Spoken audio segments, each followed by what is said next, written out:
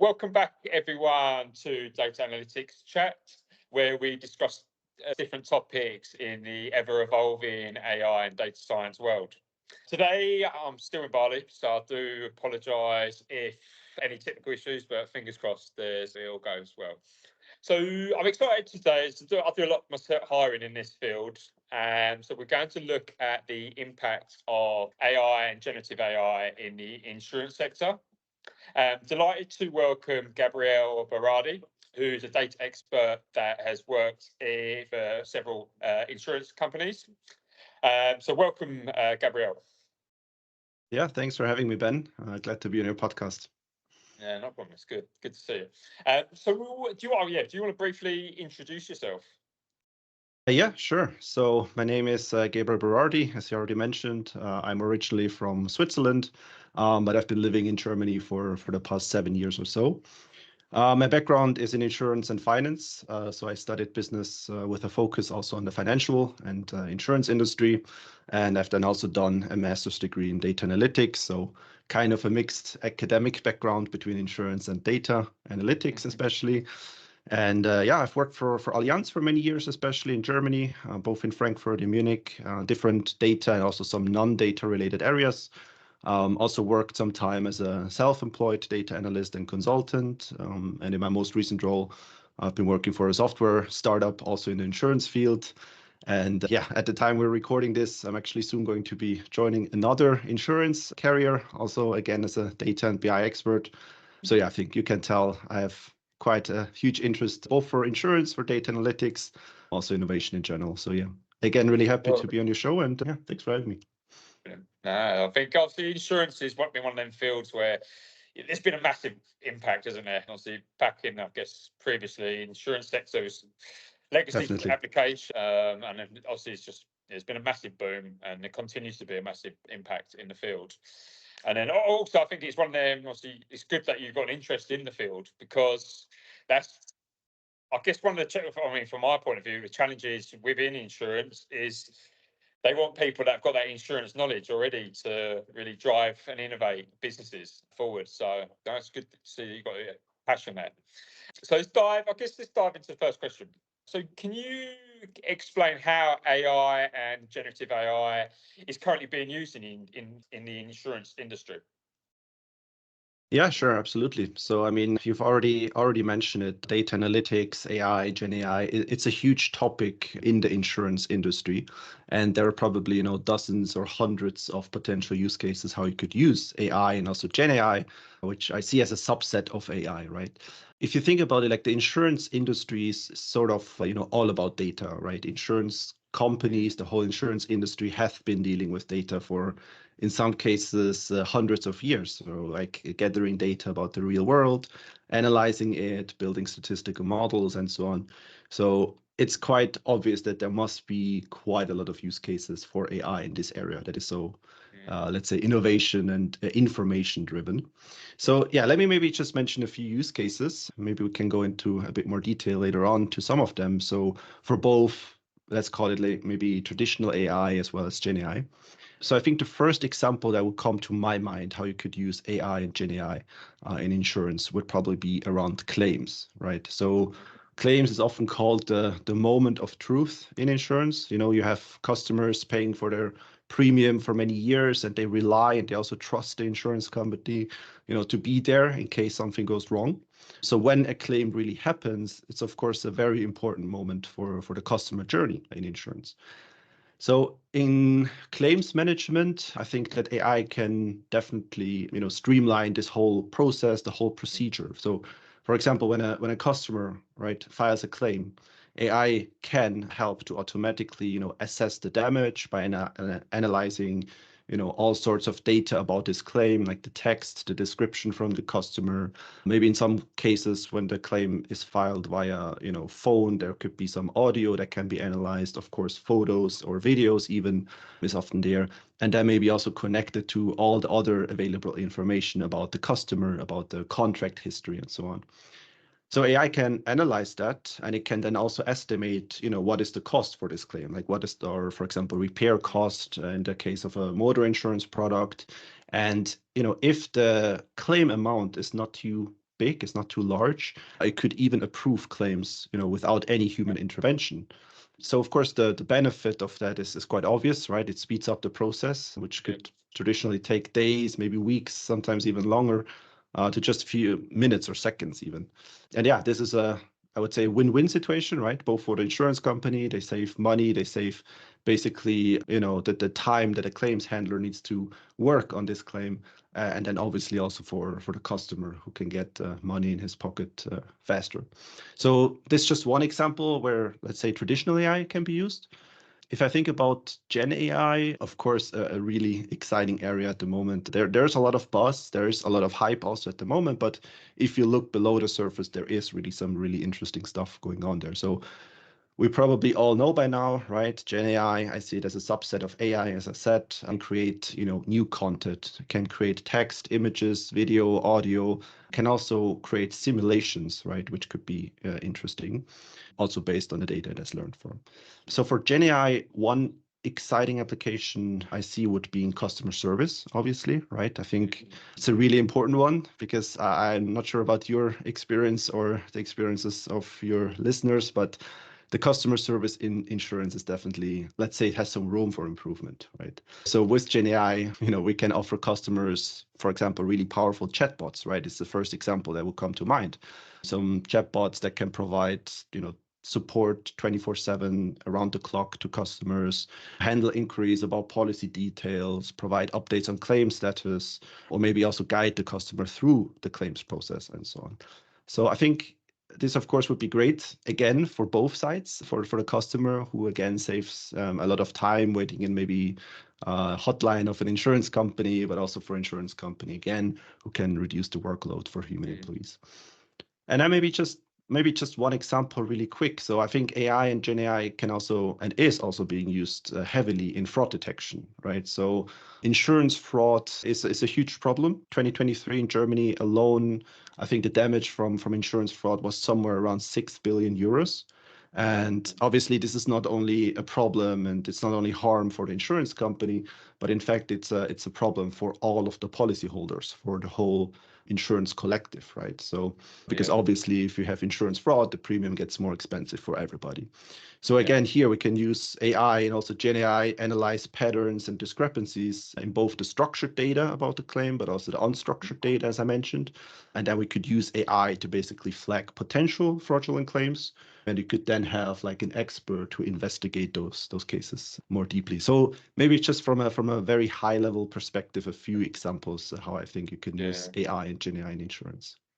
Yeah, no, it's good you discuss the fraud. I've seen a fair few posts, especially on LinkedIn, around motor insurance skyrocketing. So it's good that obviously it can obviously minimise this, which is obviously great for, I guess, both insurance carriers and also obviously people. Exactly. As well. Yeah. So obviously, what are the main challenges you face then in implementing these AI and Gen AI solutions for the insurance sector? Yeah, good question. I mean, insurance is, of course, a very highly regulated environment, right? So if you want to use AI in this field, it comes with maybe more challenges than in some other areas.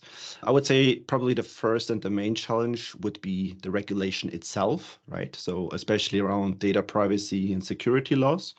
So when we use AI, but especially Gen AI, we need to make sure that the data is handled securely, and of course also in compliance with laws like GDPR in Europe, but also upcoming AI Act in the EU will be a huge topic. And of course, a large proportion, a large chunk of the data in insurance deals with personal data, with personal information, right? So in some cases, also especially sensitive data, like financial data, medical information, etc.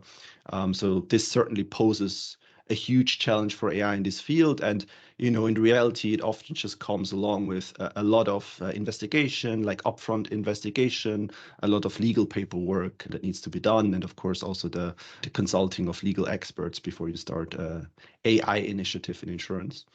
I would say alongside the regulation issue, there's also a bit connected to that, I would say, is trust and transparency, right? So I mentioned before, right? The policyholders, the customers of insurance companies, they basically trust the insurer to be there if there's a problem, if there's a claim, if there's a damage. So when you make decisions in insurance with the help of AI systems, those decisions need to be explainable, right? So basically insurance companies need to be able to explain to customers and also to lawmakers, to regulators, how certain decisions were made in the process. So it's about those stakeholders that need to trust both the fairness and also the accuracy of these models. And of course, this is especially important when AI is used for tasks like assessing claims or setting premium levels. So I think the topic of explainability and interpretability in general of AI models, I mean, it has been a big topic, but when it comes to Gen AI and, for example, LLMs, those models tend to be much harder to be, interpretable or explainable. So I think this is a big challenge, but it's also an opportunity, of course, for innovation in this area. Definitely.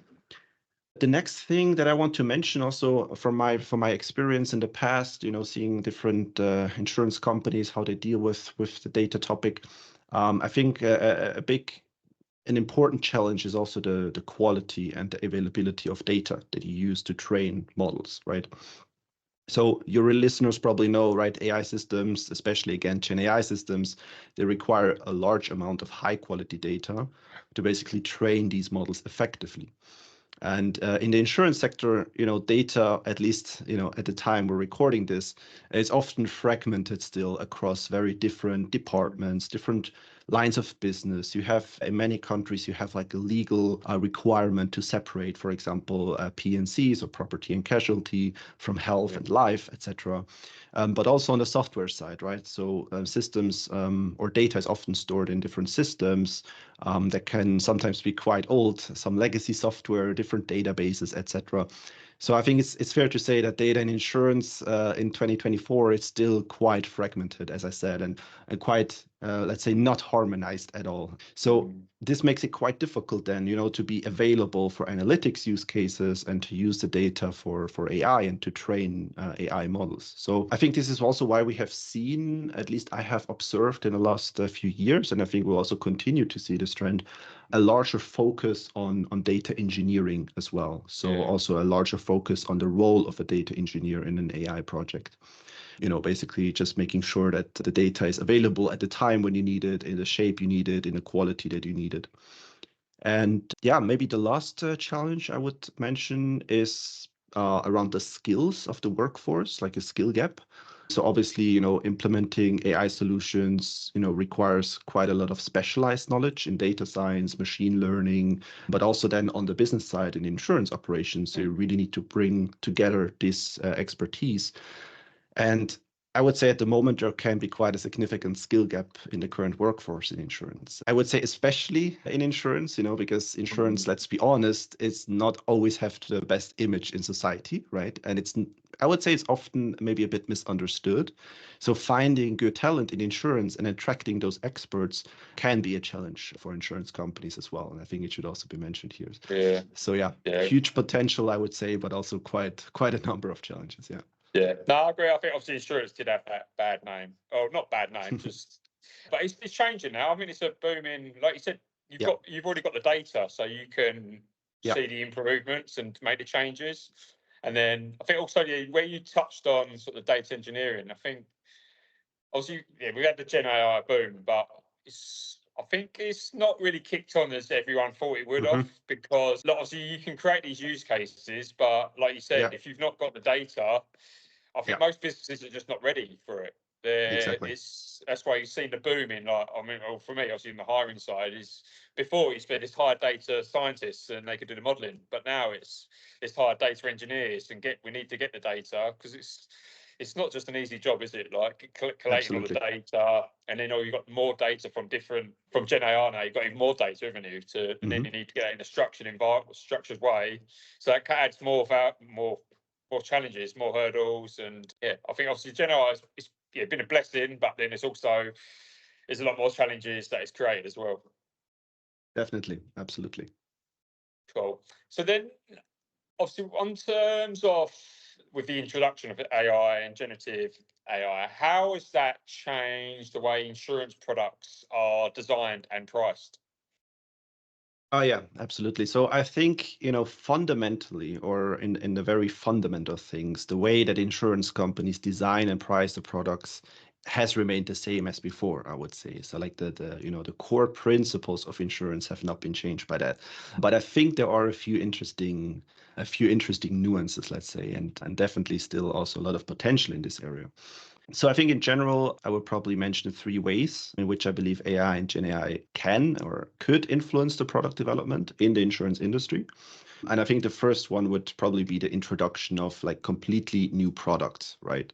So Yeah, maybe a more well-known example would be usage-based insurance, right? UBI. So probably like the most famous application of UBI would be something like a telematics product in car insurance, right? Basically means that you adjust the price of a car insurance policy according to the driving frequency and also the driving style of a policyholder.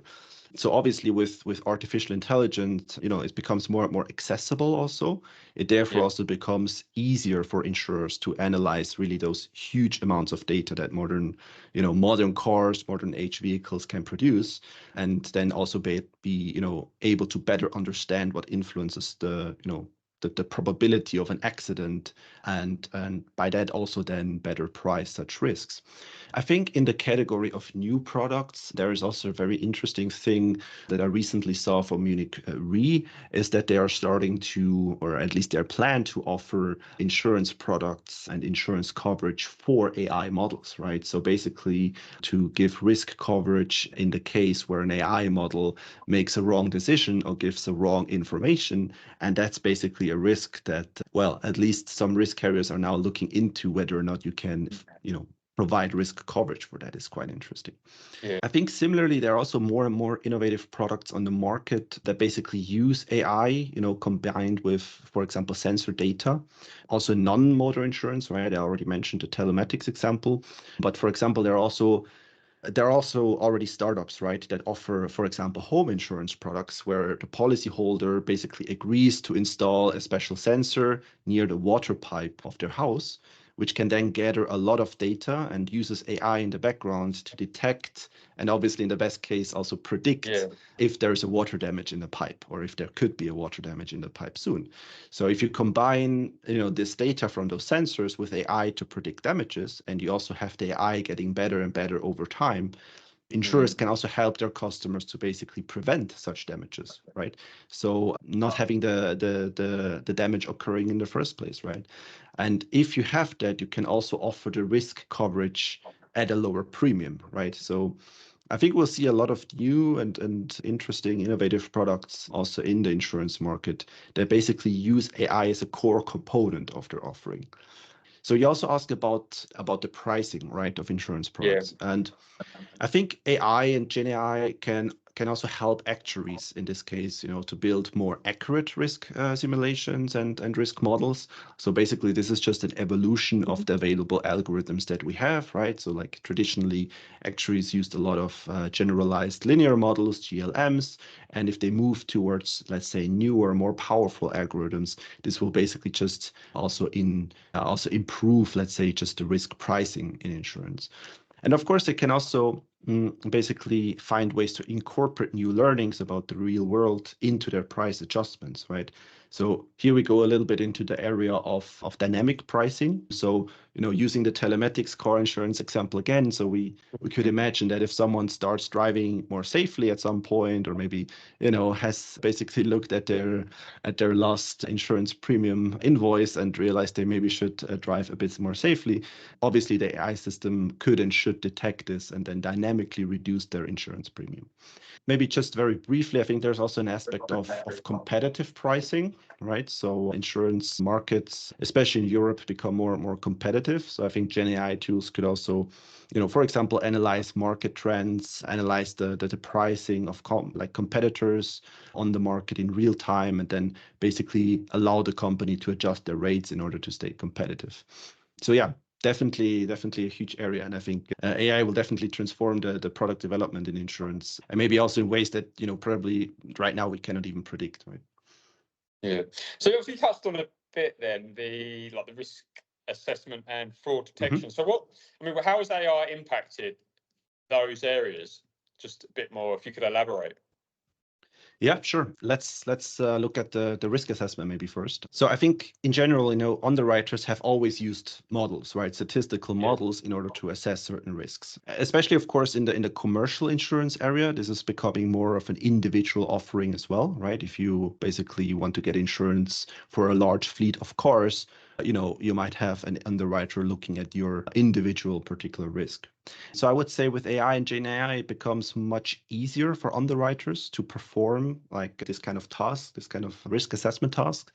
And it can also become more feasible to basically include non-traditional data in the process. So what I mean with non-traditional data is basically like external data factors, right? So that is from outside the contractual agreement between the insurance company and the customer. So, I don't know, things like data from social media, sensor data that we mentioned, weather data, stock market data, maybe for some products and whatnot. So basically external data is a big topic here. So in general, I definitely believe that risk assessment accuracy, has been and will continue to improve with AI simply because of the better performance of these algorithms.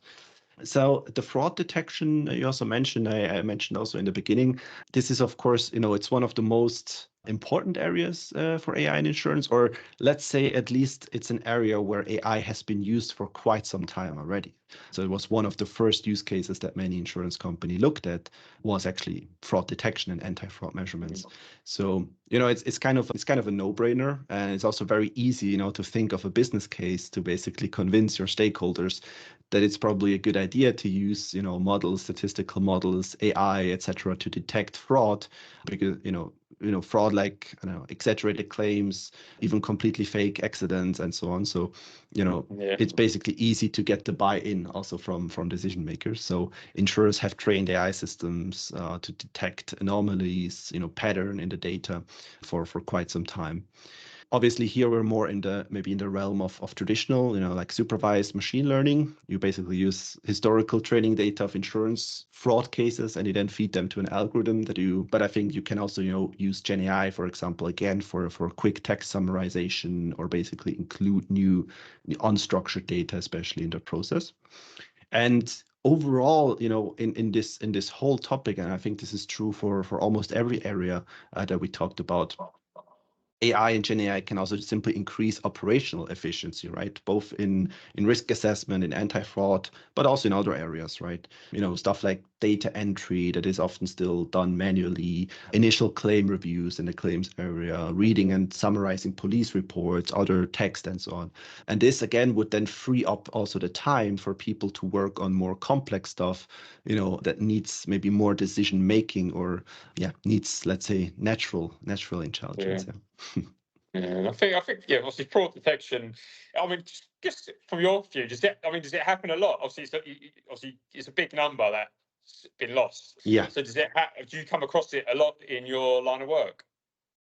So I think I read recently a number that like 1 in 10 claims filing in the German insurance market is at least flagged for suspicious, potentially fraud claims that are then investigated further. So yeah, it's definitely not an uncommon thing, unfortunately. It's not often, or it's not always, that someone makes up a claim or lost completely, but it often happens that people maybe exaggerate a little bit their claim. Okay, interesting. So I guess that's what obviously people want to know. And then obviously you mentioned one company, Munich Re, where they've looked at different new products. What I guess is that can you share like a specific case study where like AI or generative AI has made a significant impact? Yeah, sure, definitely. I think this was something that was also in the news last year in 23. So there's a company called Lemonade. Maybe for those listeners who don't know, it's a quite young insurance company from the US, an insurtech company. I believe they were founded back in 2016, so quite young for an insurance company. But they have claimed last year, and it was in the news, they have claimed to set a new world record for paying out a claim in just 2 seconds, right? So this was the claim that that was in the news.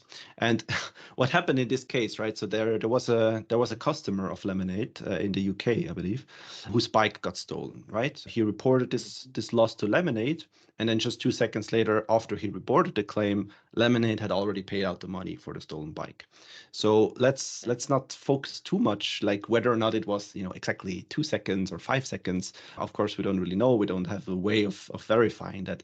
But let's just say the claim was paid out really fast within a matter of a few seconds.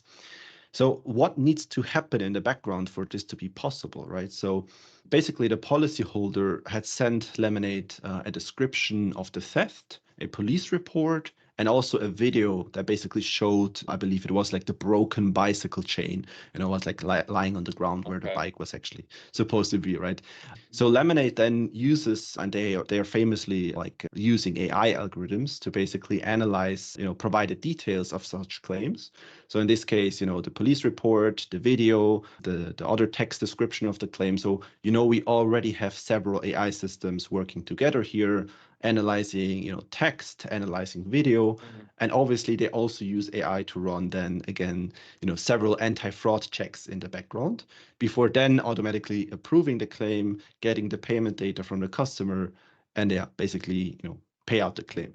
So I think this whole process and like the customer experience, right? So fully digital, very fast, without the hassle of, having to send an email, maybe even a letter or call the insurance company. So this is what the CEO of Lemonade also quite famously called like the how the 21st century insurance should feel like, right? And again, I think this is a good example because it's a win-win-win situation, right? Again, it's a win for the customer who filed the claim, gets his money in his pocket as quickly, as easily as possible. It's a win for the insurance company because they save money, but it's also a win for the whole insurance collective, like for everybody, for all of the customers of this company, because basically, if the risk carrier is able to work cost effectively and save money, they are in general able to like provide insurance at a lower premium. Yeah, so I think this is it's a really cool example of how AI can be used in insurance and also the impact it really has on customers' life. We could have had a new bike in 5 minutes.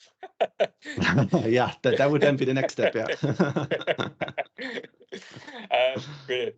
So obviously, there's obviously a lot happening in this space. So I mean, for the insurance industry to keep up, I mean, how can they approach training development to keep up with the rapid developments? Yeah, absolutely. I mentioned before, like the skill gap, right, in the current workforce. So this is definitely an immensely important topic. I think first and foremost, there will definitely be a significant focus on upskilling and also reskilling the current workforce. AI tools, I think, will become more and more integrated also into existing tools, right? Things like, we have seen ChatGPT before, but soon there will be like Microsoft Copilot, for example, fully integrated into the Office 365 experience. We have, I don't know, Adobe Firefly, and we have GitHub Copilot. So you see like those models become more integrated into the normal software that people use. And I think it's crucial that people who work with these tools have at least a basic understanding of how these things work, right? So in the last years, we often talked about, data literacy, but I think we also need to develop AI literacy upskilling programs, right? So people need to know, for example, what is prompt engineering? How does good prompt engineering works? They need to know about the problem of like hallucinating LLMs, for example. They need to know and that an accuracy of 100% in an ML model is maybe not something that you should be too happy about, but maybe something that should make you a little bit skeptical, at least in the beginning. So I think there needs to be a lot done in this area. If we talk about training, I think another thing is also leadership training, right? So leaders and managers, decision makers in the insurance industry, they need to understand the capabilities, but also the limitations of AI in order, to make a good decision about its usage, right? So managers should learn about, looking a bit beyond the boss and the marketing, right? So what is AI? What is machine learning? What is Gen AI? In what situation do we need AI? And where we might actually also be better off with maybe a simpler model, right? So maybe not in every case you need the most sophisticated AI model. I think it's also an important aspect here, the topic of ethics in AI, right? So it's very easy if you don't know how it works, or at least have a basic understanding, it's very easy to just trust everything an AI model tells you, right? And I think it's very important to develop an understanding of how, biases in the training data that is used for these models will simply be incorporated into their results. So yeah, overall, I think there is definitely a huge need for training people about these new things. I think a lot can be done via, self-learning online platforms. From my experience, this works quite well. Like Udemy, LinkedIn Learning, Coursera, etc. But I think there will also probably be a need for mandatory trainings, on-site group trainings, maybe even programs with universities. This is something that Allianz has also done in the past, and which work quite well. To have basically partnerships between insurance and academia, something like micro degrees that you offer, people who want to develop more into the direction of data. Or you could, organize hackathons, for example, that you open up also for people outside your industry. So yeah, definitely a huge topic. Well, like anything, I think learning is key. Like you got, especially in this field, like you can't, you got to keep learning. You can't, or you're just gonna, your skill set is just gonna diminish because there's so much happening. And also, it's good for your brain as well, training. So, how do you measure the success and impact of these like AI and generative AI initiatives?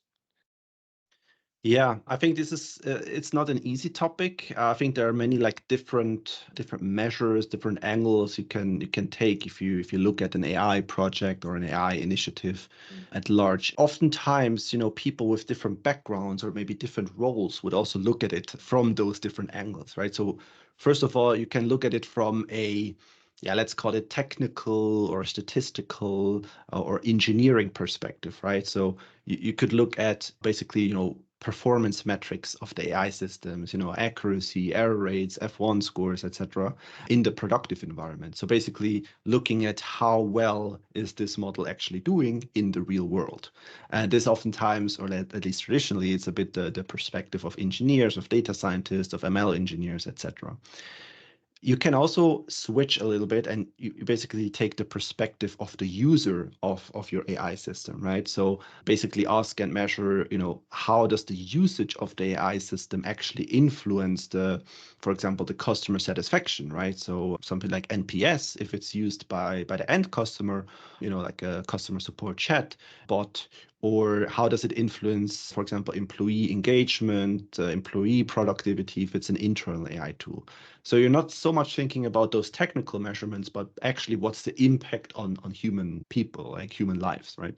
Then, of course, there's the financial aspect. It's always important. So, what's the impact, for example, on revenue or the cost?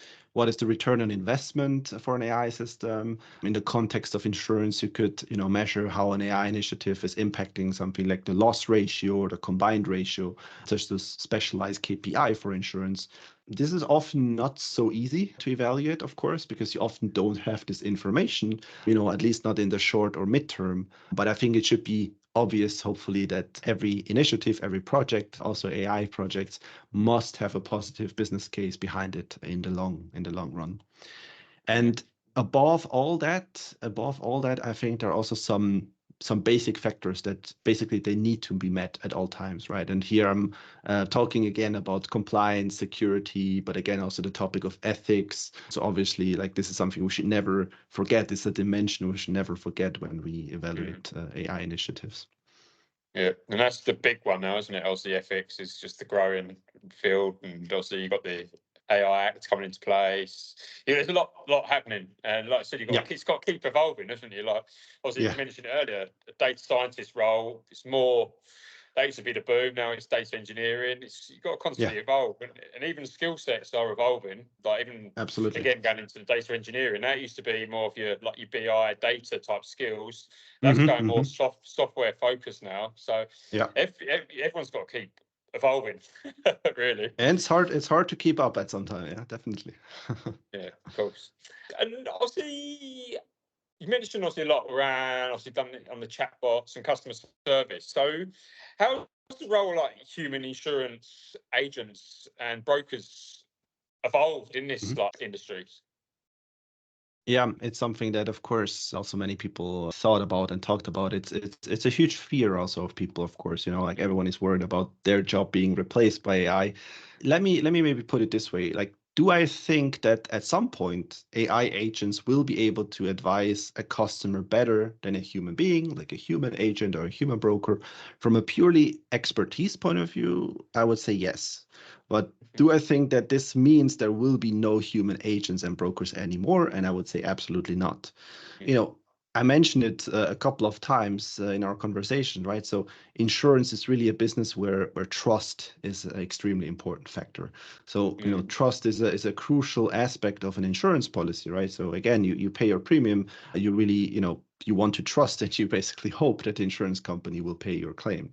So what I mean by that is that the relationship between a customer and the insurance carrier or an agent or broker which represent the insurance carrier should definitely not be like ignored or overlooked. So, the advisory that a human insurance agent or broker can give to a customer is basically more than just the technical insurance expertise that they offer, right? So it's also the human to human, relationship. And I think as long as the customers of insurance are human beings, I think there will be also human agents and brokers on the other side of the table as well.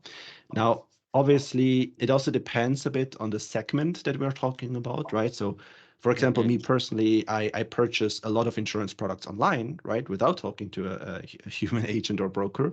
Things like third-party liability insurance, home insurance, etc.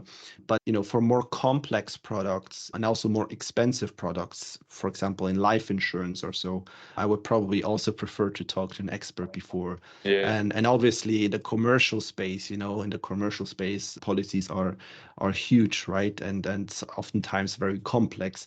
So I think they will definitely not disappear. So I don't know how the number of human agents and brokers will develop. They will also start using, for example, AI tools, right, to be able to advise customers better, more efficiently, etc. So I don't know about the number. It might go down a bit in absolute terms, but I don't think that they will disappear anytime soon. Yeah, I think again, it's just that you got. I think I discussed the other day about this with Jen. I think you got to treat it as sort of like a partner. Like you got to work with it because you need to. You just got to. You got to work with it. Basically, it's not just this. It's not 100. It's not always going to be 100% right. It's things going to need changes, and you need again that human touch, build the trust. Exactly. So you got to work with it, and so with your skill set, you've got to evolve with that as well. Cool. All right, cool. And then, okay, the final question then. So what do you think in the future will be the, I guess, most impactful, what's going to be the most biggest impacts in the future of the insurance industry? Yeah, absolutely. So, I mentioned in the beginning, right? I'm quite passionate about insurance. Like insurance is an industry that is actually quite interesting. It touches so many levels and so many areas of life. So there are a lot of trends and a lot of innovations that I think will impact the insurance sector, both, let's say, technological and also non-technical or non-technological trends. Things like climate change, for example, has a huge impact on insurance. Demographical changes. I know that many societies get older and older. Trends like ESG, for example, and also maybe smaller or more recent trends like the trend to work from home, after COVID, etc. So all of that in some way or another has an influence on insurance. But if we focus on technological trends, I will probably name 3 trends that I see. And of course, the first one will not be a big surprise, right? Is AI, artificial intelligence. You also mentioned it before. It's really crazy how quickly we humans we get used to things. I still remember when ChatGPT came out in November 22, everyone was so shocked. Everyone is excited about it. News were full about ChatGPT, and yeah, it was a huge step definitely for GenAI.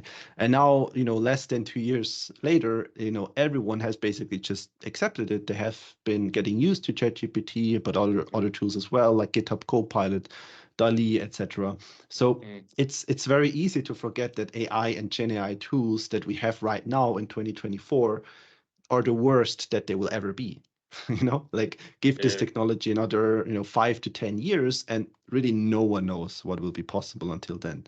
So I definitely think that AI will continue to disrupt insurance, but quite frankly, probably every aspect of our life. So I mentioned already quite a few points now about AI and Gen AI, but let me maybe just go into a couple more in detail. So I think Gen AI will influence, especially also the way that insurance companies operate in some areas, right? So we talked about many use cases for AI also in general, but if we focus on Gen AI in particular, I think my prediction would be that it will have the biggest impact on the overall customer experience in insurance, by basically making the interaction points between a customer, a policyholder, and insurance companies easier, more accessible, more personalized also, especially in the digital space. So, we talked about chatbots before for customer support. Obviously, it doesn't stop there, right? So when Gen AI can essentially offer a cheap and easy way to make the experience of each customer more targeted to his or her individual circumstances, I think this will bring with itself probably one of the largest changes for the insurance industry as a whole.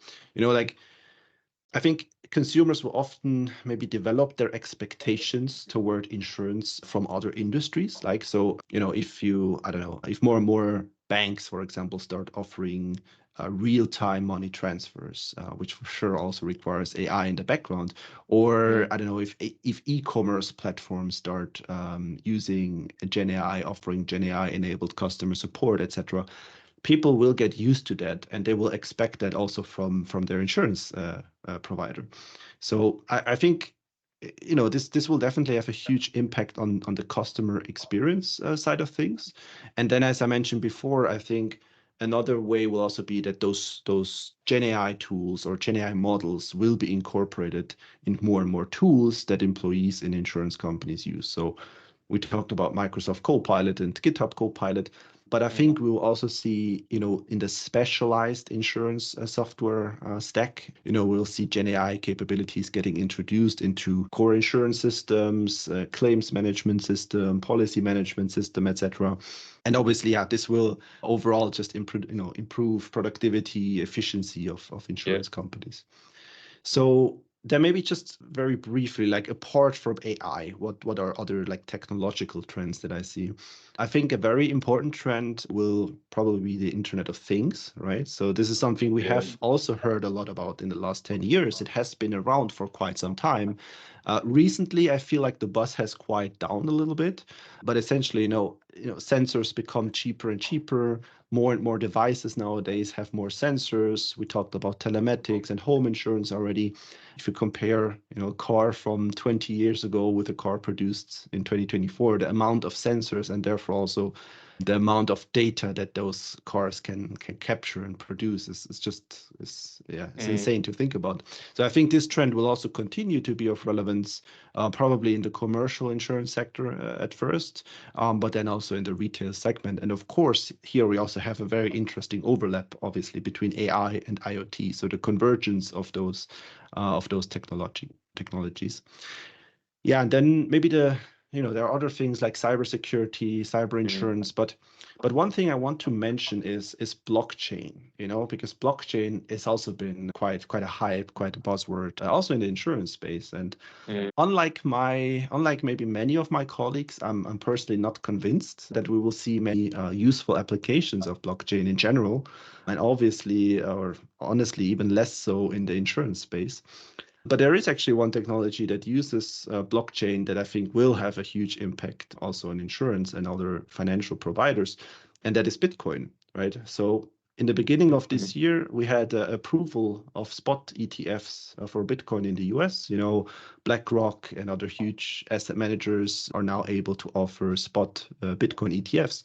So it becomes suddenly much easier for large asset managers, and insurance companies are among the largest asset managers in the world, to basically invest in this new asset class, right? Which is Bitcoin. So I think this could be an interesting investment use case. So we didn't talk a lot about investment now in insurance, but I think there are also other aspects in this technology, which is Bitcoin, like Lightning Network, which could be interesting for things like micro insurance, for example, like inclusive insurance in developing countries, where you might not have access to a bank account, where you might not have access to traditional financial systems. So yeah, definitely quite interesting times ahead.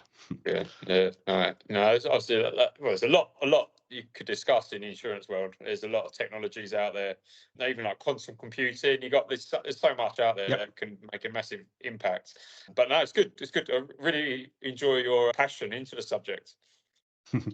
Yeah, definitely. Was great talking about it to you.